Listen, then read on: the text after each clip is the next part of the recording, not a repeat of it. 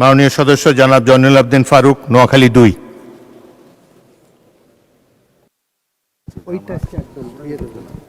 মাননীয় স্পিকার, আপনাকে অনেক ধন্যবাদ। মাননীয় মন্ত্রী,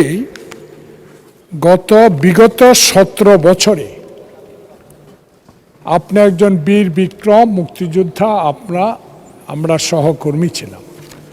অতীব দুঃখের বিষয়, 17 বছরে যারা শহীদ প্রেসিডেন্ট জিয়াউর রহমানের ঘোষণা মাফিক যুদ্ধে আমরা অংশগ্রহণ করেছিলাম, তার মধ্যে তো আপনিও ছিলেন। যারাই বিএনপির নাম নিয়েছে, সংসদে বহুদিন ছিলাম, বহু প্রতিবাদ করেছি সরকার, তখন এইখানে যারা বস্তু শুনে নাই।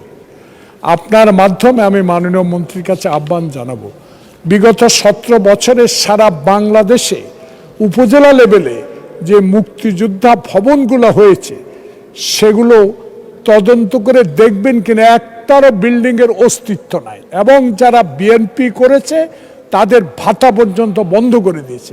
এই বিষয়ে মাননীয় মন্ত্রী কোনো পদক্ষেপ নেবেন কিনা আমি বিনয়ের সহিত আপনার মাধ্যমে ওনাকে প্রশ্নটা রাখতে চাই। ধন্যবাদ। মাননীয় মন্ত্রী। মাননীয় স্পিকার, আপনাকে ধন্যবাদ। আপনার মাধ্যমে মাননীয় সংসদ সদস্যকে ধন্যবাদ।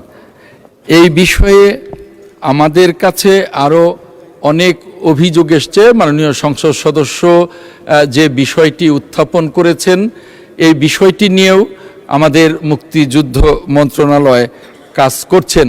আমরা ইতিমধ্যেই অভিযোগ পেয়েছি এবং আমরা জানি যে অনেক মুক্তিযোদ্ধা যাদের ওই 18 বছরের ফ্যাসিবাদী সরকারের সময়ে তাদের ভাতা বন্ধ করে দেওয়া হয়েছিল, তাদের মুক্তিযুদ্ধের সনদ স্থগিত করা হয়েছিল এবং বিভিন্নভাবে প্রকৃত মুক্তিযোদ্ধাদেরকে হয়রানির শিকার হতে হয়েছিল। আর এর ভেতর দিয়ে অনেক অমুক্তিযোদ্ধাও মুক্তিযুদ্ধের তালিকায় সন্নিবেশিত হয়ে তারা ভাতা এবং অন্যান্য অবৈধ সুবিধা গ্রহণ করেছে।